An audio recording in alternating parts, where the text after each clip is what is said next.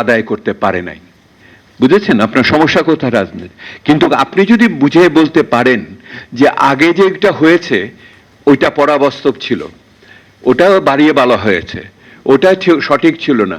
আপনারা আমাদের শ্বেতপত্র পড়ে দেখেন, সেখানে এখানে বলা আছে এমনকি জাতীয় আয়ের হিসাবও ঠিক মতো করা হয়নি। সেহেতু আপনারা যদি মৌলিকভাবে সংখ্যাগুলো নিয়ে প্রশ্ন তোলেন তাহলে কিন্তু ওনাদের এই রাজনৈতিক বিড়ম্বনা থেকে ওনারা একটুখানি রক্ষা পেতে পারে। দেখেন আরেকটা দেখেন, ওইটা তো আয়ের কথা বললাম, ব্যয় দেখেন, ব্যয়ের অবস্থা তো আরো খারাপ। দেখেন ওইখানে আছে আমার উপরে আছে হলো মোট ব্যয়, যেখানে এডিপি এবং আমার এডিপি এবং রেভিনিউ রাজস্ব ব্যয় দুটো মিলানো আছে। আর নিচে দেখেন এডিপির অবস্থা লাল, তার কোথায় যাচ্ছে, মানে এটা তো 27 মানে 30% হবে কিনা এবার আমাদের সন্দেহ হচ্ছে। আমি এরপরে যে প্রজেকশন করেছি যে 50% ধরে নিয়ে তারপরে করছি, সেটার নিয়ে আলোচনা করব। এবং অর্থমন্ত্রী যে বারবার জিজ্ঞেস করেছেন যে ব্যয় কি হবে, ব্যয় কিভাবে সুষ্ঠুভাবে করব, সঠিকভাবে করব, এখানে কোনো তছরূপ হবে না, এটা সঠিকভাবেই প্রশ্নটা উনি তুলেছেন। এবং আপনারা লক্ষ্য করে দেখেন যে এখানে উপরে যে মধ্যেরটা রাজস্ব ব্যয়ের ক্ষেত্রে কিন্তু কোনো কমতি নাই, রাজস্ব ব্যয় ঠিক আগের মতোই বেড়ে চলেছে। অর্থাৎ ওখানে বেতন ভাতা, এখন তো নতুন পে স্কেলের আলোচনা উঠবে, বেতন ভাতা এবং ভর্তুকি এবং ওইটার সাথে সুদ, এই তো তিনটা বিষয়, সুদ, বেতন ভাতা এবং ভর্তুকি, এই তিনটেই হলো মূল 80-90%। এবং গত সরকারের আমলগুলোতে আমরা দেখেছি যে কোনো বাড়তি আর রাজস্ব উদ্বৃত্ত আর অর্থায়নের দিকে যেতে পারেনি। তাহলে আপনারা দেখেন কি রকম অবস্থায়, যেটুকু আপনি খরচ করছেন সেটুকুও কিন্তু আপনার বেতন ভাতাতেই পরিচালন ব্যয়ের ক্ষেত্রেই চলে যাচ্ছে। এই যে পরে আমরা দেখা যে এটার আপনার উৎপাদনমুখী ব্যয় কোথাও খারাপ অবস্থায়, সে তো আপনাদের দ্বিতীয় বোঝার ব্যাপার। প্রথমটা যদি আপনি রাজস্ব আদায়ের ক্ষেত্রে বোঝেন এবং দ্বিতীয়টা তাহলে ব্যয় কাঠামোতে বুঝতে হবে। অর্থাৎ আপনাকে হয়তো একটা এডিবির সংখ্যা দিয়ে দিবে কিন্তু যা বাস্তবের সাথে কোনো সম্পর্ক নাই, কারণ আপনাকে এমন একটা এডিবি সংখ্যা দিবে সেটা হলো গত বছরের চেয়ে হয়তো 100% বেশি, কারণ ওটা তো 50%ই বাস্তবায়ন হয় নাই।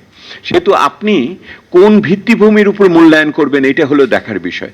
আপনি কি অ্যাকচুয়ালের উপরে দেখবেন, না রিয়েলের উপরে দেখবেন, নাকি রিভাইজ বাজেটের উপরে দেখবেন, এইটা আপনাদের লক্ষ্য রাখার বিষয়। যে যখন ওই সংখ্যাটা দিবে ওই সংখ্যাটার সততা নিয়ে প্রশ্ন তোলার বিষয় সুযোগ রয়ে গেছে, যে যেই এত বড় বাজেট তৈরি করতেছি এটার আয় এত, ব্যয় এত, অথচ আয়ও বাড়ানো বলা আছে, ব্যয়ও বাড়ানো বলা আছে। সকলেই ওনারা জানেন আয়ও হবে না, ব্যয়ও হবে না, সেই জন্য বাজেট ঘাটতি ঠিকই থাকবে।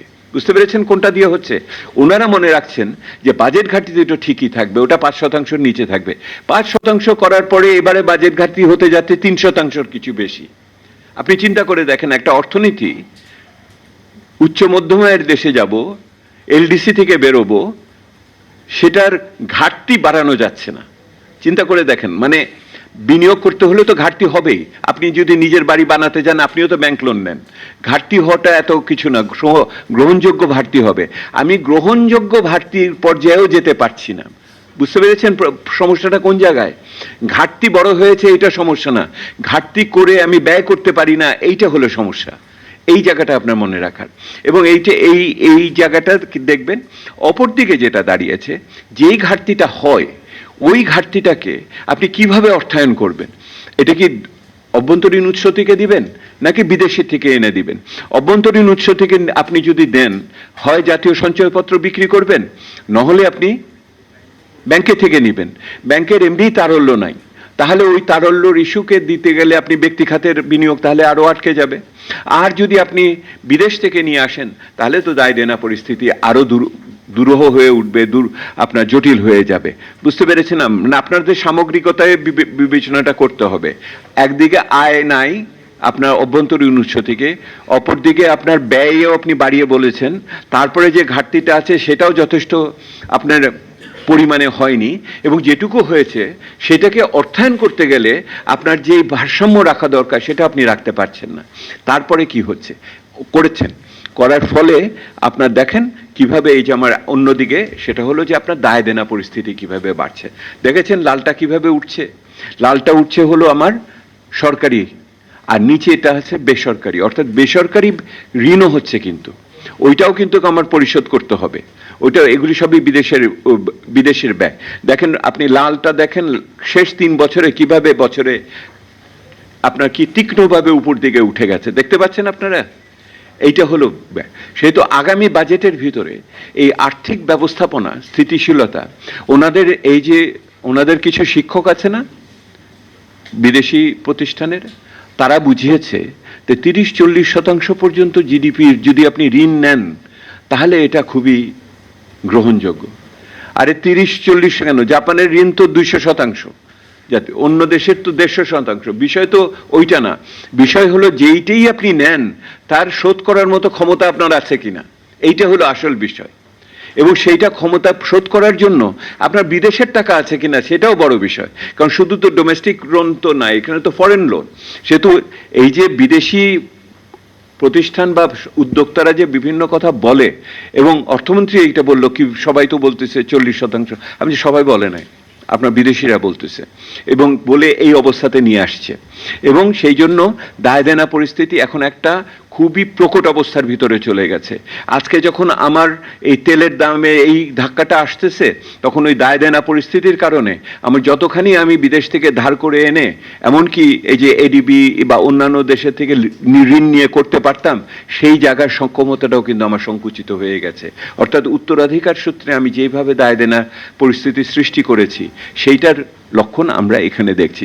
অর্থাৎ আপনারা দেখবেন যে যেই বাজেট দেয়, সেই বাজেটে যেই ঋণের কথা বলা হয়, সেই ঋণের বিষয়গুলি কতখানি যুক্তিসঙ্গতভাবে এবং বাস্তবতার সাথে মিলে, সেটা একটা বড় বিষয়। এবং এটা স্বল্প মেয়াদী এবং দীর্ঘমেয়াদী তাৎপর্যকেও আপনাদের একই সাথে বোঝার ব্যাপার রয়েছে। ইনফ্লেশন, মূল্যস্ফীতি যে শেষের দিকে এসে আপনারা দেখেন একটু কমের দিকে ছিল, 2006-26 হিসাব এখানে নাই, যদি ছিল আপনি যদি দেখেন, এবং খাদ্য মূল্যস্ফীতি নিচের দিকে ছিল, কিন্তু এইগুলি থাকবে বলে আমাদের কাছে মনে হয় না। কারণ একই দিকে চাপ আছে সুদের হার বাড়ানোর জন্য, অপর দিকে চাপ আছে আপনার বিনিময় হারের অবনমন করার ক্ষেত্রে, এবং একই সাথে আপনার অন্যান্য যে সরবরাহ পরিস্থিতি আছে সেইটা এখানে বোঝার জন্য।